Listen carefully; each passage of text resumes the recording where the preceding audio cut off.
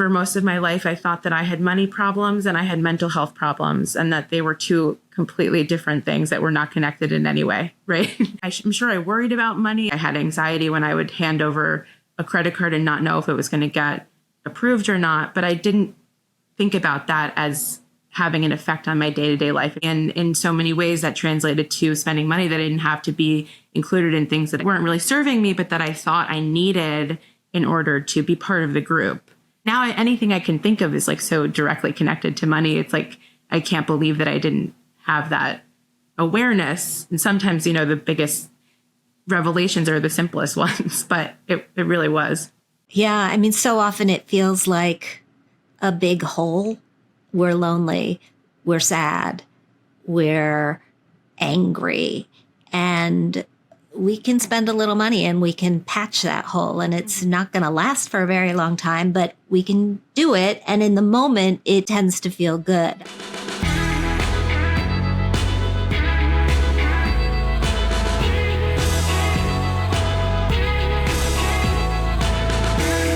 Hey everybody, welcome to Her Money. Very glad to have you with us for this episode because it's an important one. We are talking about debt. And in this country, we don't just carry debt, we carry shame.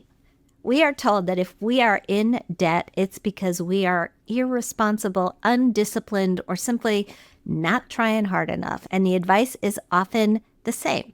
Budget better, spend less, work more. But what happens when you do all of that and it still doesn't work?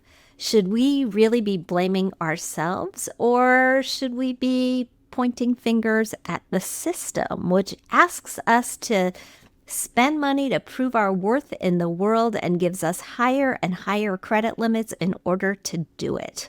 That's where my guest today comes in. Jamie Feldman is a writer, producer, and one of the voices behind the incredible new narrative podcast, Debt Heads, alongside her friend and co-creator Rachel Webster. They describe it as a true crime investigation into the systemic murder of our bank accounts. Here's the backstory. After being laid off from her job at the Huffington Post in 2021, Jamie found herself with about $18,000 in consumer debt and no clear path out. So she started talking about it honestly on TikTok. Her story struck a nerve. Now her videos on paying down debt have more than 1 million views. She's going to read us in on how she got it done. Jamie, welcome. Hi, thank you so much for having me. Thank you so much for being here. I want to start at the beginning of your story. You've said that for years you just avoided talking about your debt. You didn't open your statements, which many people don't. You made minimum payments. You kept living your life. What finally made you stop and look at the numbers? Was there a moment where you just said, I cannot do this anymore? Yeah, it's funny because I feel like not everybody has this like aha breakdown moment, but I actually remember exactly when it was. I was out on a walk with my friend Rachel, who's the co-creator of Debt Heads, and we talk about everything. I think there's really not a topic that we haven't covered over the, decade plus many years of our friendship, and money just never came up. And it wasn't really something I was conscious of. Obviously, I wasn't actively avoiding it or thinking about it. I truly had this like cognitive dissonance going on where I just was not thinking about it. And so it wasn't coming up and I was dealing with it. I wasn't dealing with it. And as you mentioned, I got laid off from my long-term job that provided me with enough security and enough money to sort of keep floating on without really examining what my spending patterns were, where my money was going, how much money I was making, and how much was going out. And after I got laid off, I was lucky to get some freelance jobs because I had been in the industry for so long. And so it didn't really have such a big effect on me. And then I was walking in the park with Rachel. I had checked my bank account that morning, which was not a common practice for me at the time. And I was almost maxed out on this $16,000 credit card limit that I had on one of my cards. And I just had no way of figuring it out. I had no income coming in. I had no jobs lined up at the time. And I just had this panic attack, for lack of a better word, in the middle of Prospect Park in Brooklyn on a beautiful summer day. We were on a walk that we've done dozens, maybe hundreds of times before. And I just looked at her and said, I have to tell you something.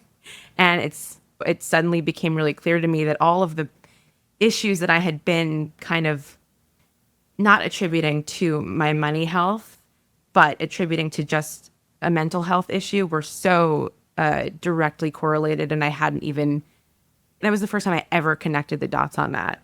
And so it was, just a beautiful sunny day, and I was having a breakdown. I think the hair on my arms is standing up because I was living on 11th between 8th and the Park, right off Prospect Park, in my early 20s when I had the same experience. Wow. I had racked up credit card debt equal to about a half year worth of my salary. And my roommate, who was in finance, I think I didn't pay the phone bill. And that's what brought us to sort of a moment where we just sat down and I fessed up to having this debt. But it is really hard. So I get the panic, and I get the desire not to talk about it for as long as you possibly can. You also shared something that struck me as, oh my God, been there, done that during your early 20s and even your 30s, you didn't say no to things, didn't say no to bachelorette parties or birthday dinners or brunches, any of it. And I think so many of us know that feeling of saying yes to avoid being left out or to avoid looking like we're struggling. Why do you think that this pressure is so strong? Yeah, first of all, I just want to say maybe there's some kind of energy in Prospect Park that's like pulling the truth out. Like maybe there's something to it. But, it's still something I struggle with today, obviously, not as much as I did in my early 20s. I think, truthfully, in the beginning, when these events start happening, there is this excitement like, oh, this is what we're told is built into our social fabric. This is the way we connect with people. This is the way that we show love, is by showing up. And that's true. In some ways, like you do want to show up for your community. But when the ask to show up is like, you cannot disconnect showing up from spending money or a financial commitment.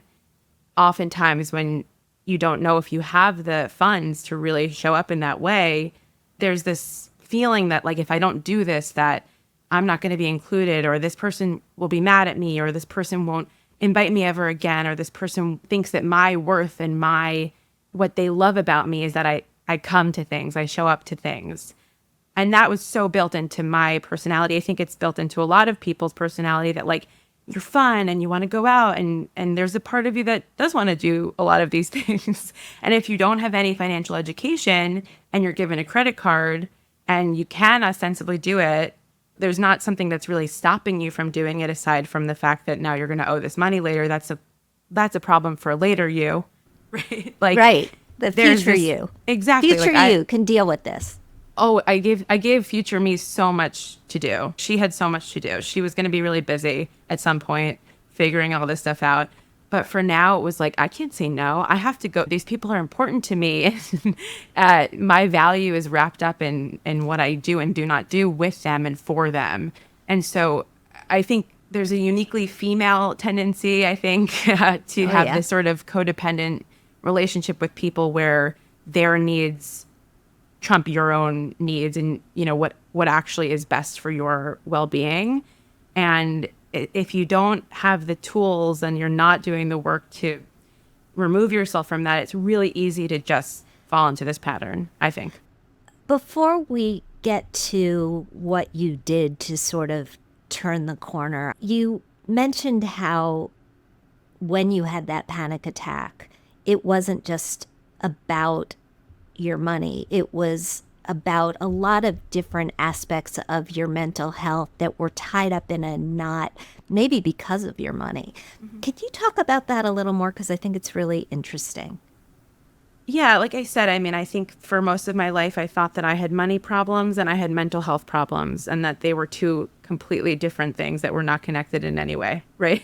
I'm sure I worried about money. I thought about money. I think I had anxiety when I would hand over a credit card and not know if it was going to get approved or not. But I didn't think about that as having an effect on my day-to-day life. It seems so crazy to me now because it's so connected to everything. But yeah, I think after a lot of work and a lot of thinking and a lot of talking and a lot of therapy, and after this moment of clarity of like, I don't know what I'm doing with my money and I have no idea what I'm spending or if my spending is in line with my values, there was this whole process of me figuring out not only what my values are, but how they got that way, how I was living my life in a way that wasn't true to who I really was, and why that was. You know, I was dealing, and I continue to deal with a lot of grief from the loss of my father as a child. And there has been a lot of, I think, consequences of that, not only with money, but with relationships or with men or with trying to get people to love me and see me and validate me and accept me. And in so many ways that translated to spending money that I didn't have to be included in things that weren't really serving me, but that I thought I needed in order to be part of the group. And so, yeah, it was, I mean, it's so anything I can think of is so directly connected to money. It's like, I can't believe that I didn't have that awareness. And sometimes the biggest revelations are the simplest ones, but it really was. Yeah, I mean, so often it feels like a big hole. We're lonely, we're sad, we're angry, and we can spend a little money and we can patch that hole, and it's not going to last for a very long time, but we can do it. And in the moment, it tends to feel good. I mean, I've done a lot of research into why people are the way they are with money, and I have come to believe it's a real combo platter of nature and nurture. And, you know, nurture is basically your money story. It's the way that you were raised. It's what you experienced in your home of origin. You went through a lot. How did your origin story play into all of the things that you experienced in later life? And can you tell us a little bit about it? Yeah, absolutely. And I think if there's anything that's been extremely helpful and meaningful to me, it's that since confronting the money, I've also been able to confront a lot of other painful things that I never really talked about. I think for a lot of people, especially with grief or especially with mental health, it's like, if you don't ask a question or if you don't talk about it, you're making up your own narrative, right? So money was a huge constant problem in my house growing up. It was what seemed to be the basis of every argument in my house between my parents. There's a lot of other things going on, but, you know, as a child, you hear something about the bills and you're like, oh, this is all about money all the time. And because I hadn't really processed the trauma that was happening in my house, the trauma that happened in my childhood, I felt very alone in understanding and making sense of my life. And it wasn't until I started confronting the money issue that I actually thought to myself, I just have written this narrative about what my childhood was like and why it was like that. And I haven't spoken to my mom, who was the only other person in the room, to really get to the bottom of whether or not that was true. And I'm really grateful to be making this podcast because we went and interviewed my mom and we had this conversation, and the conversation we had was not even planned. We weren't planning to interview my mom for the podcast, which even goes to show you like how much I'd written this narrative that didn't include her. And we went to her house and we had this really emotional breakthrough together where I gleaned a better understanding of some of the decisions that she made to protect me when I was a child that I sort of had made up my own stories about over the years. Like what? Just about the decisions that she made or the feelings that she had. You know, my dad struggled with addiction his whole life, and that made my house a very chaotic and tumultuous place. And it put my mom in a pretty impossible situation. But I was angry at her because I felt like she was making decisions for herself a lot of the time. I felt left out of the story a little bit. And when I sat down and talked to her, and I realized that, of course, all the decisions that she ever made were for us and for me, it changed my understanding of her as a person, as a mother. It changed my relationship with her, I think, permanently. And it really just opened my eyes to the ways in which we don't, not to use this kind of like flippant term, but like closed mouths don't get fed. Like if I'm not reaching out and talking to people, if I'm not being honest about my feelings, or I'm not asking questions, I'm just making things up. I'm making things up about my money story. I'm making things up about my childhood. I'm making things up about who I am and what my worth is, what my value is in society and with my community.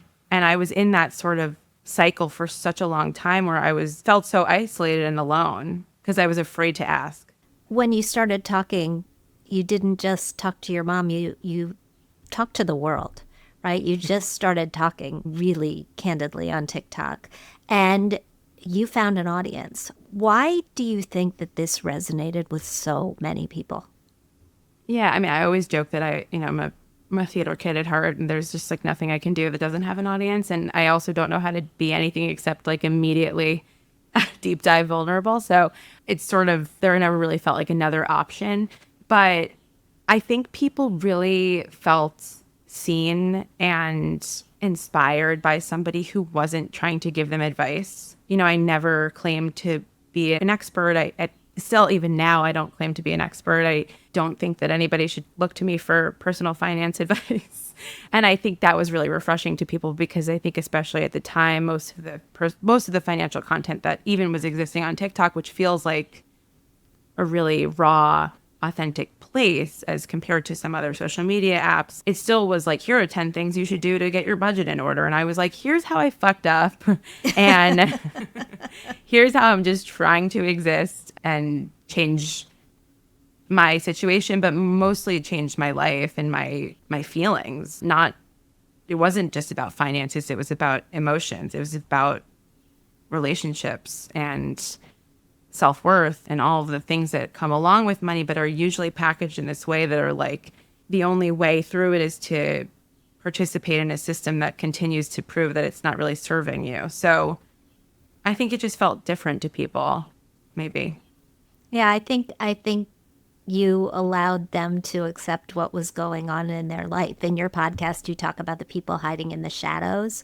I think those people hiding in the shadows were actually grateful that you were airing the way that they felt. Yeah, I think so. And it's funny because I've written so extensively about every single thing in my life. I've written about grief. I read about dating. I read about body image. And I had never written about money before. And I found this like old post that I had shared when I worked at the Huffington Post where I was looking for people to share their money stories with me. This was years before.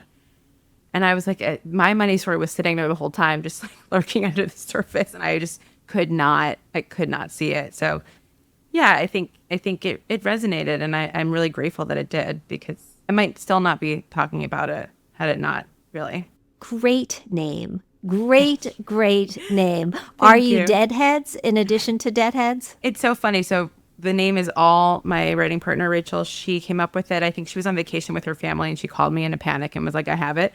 My dad was a huge Deadhead. And so I love the Grateful Dead. I think we would call ourselves like Deadheads light, but it really felt like the concept of a deadhead, like, and this is like a positive way, like being immersed in the music and just sort of in a daze. We sort of felt like that could be applied to the way that we in the US are sort of in this daze of debt and money and, just sort of floating along and things are happening to us. And we're just like, this is just the way it is. So I guess I'm going to go with it. So yes, thank you. That was Rachel. But yes, it's inspired by both our love of the Grateful Dead and our feeling of the way things are in America. I saw the Dead once. I was about 23 years old, maybe. I went to Madison Square Garden, saw the Dead with the guy that's now my business partner. He's been my friend for 40 some years. Oh my God. Yeah. So it's always amazing. Sort of fun to revisit that. Anyway, I digress. Yeah. You created this podcast to explore why we carry so much debt and to look into the systems that really keep us trapped in this cycle. Describe the problem.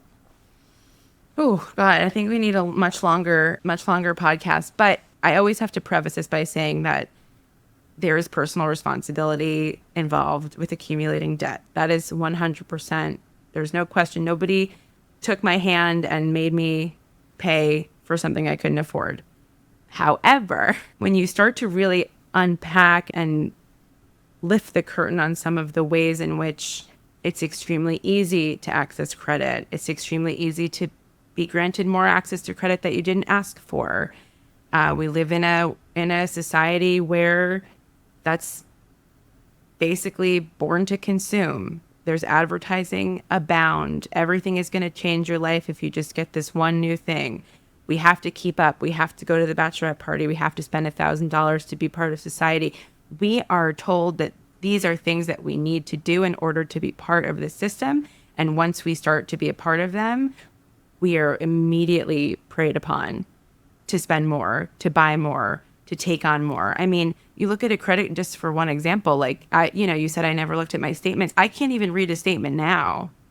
There's some study that came out that said that a credit card statement is written at like a 17th grade level, which, like, what is even 17th grade? Don't fact check me on that. I know that it's a number that doesn't really exist, but it's once you start really thinking about all these ways in which you're encouraged to spend, and it's so easy, it becomes more difficult to just put the blame on yourself.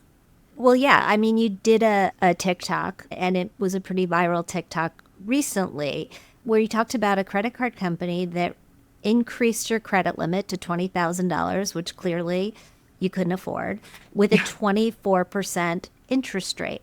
So what did you learn from that, and what did you do as a result? Yeah, so I didn't even know that this was possible. And I think it was funny. I was reading the comments, and there were some people who were really offended by me doing this. And there were some people who said, I didn't even know you could do this. But basically, you opt in to get automatic credit limit increases when you sign up for your credit card. I really didn't know that I had done that. I think it's probably somewhere hidden in a very small font on my statement or the contract. And I'd experienced these increases over time. I think when I got my first Chase card, the limit was $11,000. Now it's up to 16. I had got a congratulations email, which I think is so insane that you just constantly getting these emails that are like, congratulations, here's a bunch more money that you don't have. And I found out that you could call and ask the increase to be reversed. And there are a couple of things that I've tried to do over the years. You can call and try to negotiate a lower interest. I've never done that successfully, but you can. This was one time where I was like, okay, let's try it. And the woman was extremely nice about it. She reversed it right away, no questions asked, and she opted me out of getting limit increases in the future. And you had some people who said, increasing your credit is a good thing because it increases your usage and that helps with your credit score. And again, it ties back to this like sort of puritanical idea of you need to have a good credit score or you're bad. Right. I'm not buying a house right now. I'm not buying a car. I'm told like the most important thing is to have a good credit score. And I was never really taught why that is. I just was taught that's the way it is. Yeah. And I think we interviewed this woman, Elena Botea, who worked for many years at Capital One and then left and went on and wrote a book about how predatory credit cards are. And she was tasked with giving people credit line increases and running experiments, which are legal experiments that Capital One is like very open and honest about running on their customers, that figured out just the right amount to extend so that they'll use it without defaulting. It's so predatory in a way that I never really even... Besides the fact that I never thought about my spending, I never thought about the ways that I was like being set up at every turn to kind of fail at this. So. Yeah, I think that advice, and I know you're not in the advice giving business, but I do think that advice to shut off those credit limit increases is particularly important when your kid gets their first credit card, right? That first credit card, oh my God, it feels like candy. And it's so tempting to just swipe and dip and Oh God, tap. so fun. And yes, it's like, oh my God, look at my power. But shut it down by keeping the credit limit really, really low, artificially low. Yeah. I'm intrigued by the way that you've paid down debt. I think you've made it really kind of fun by setting up different challenges for yourself. You set up something called the Money Saving March and No Restaurants July and Cash Only November. I've done this from time to time. At one point, I spent 6 months not buying anything on sale because I had realized that for me, a sale was like kryptonite, right? I love that. I love that. Could not resist. Oh, so yeah. I just, which, of course, how could you? Right? So if I wanted it, I had to want it enough to pay full price. And I ended up actually spending a lot less money over that 6-month period. Mm-hmm. But tell me about these challenges.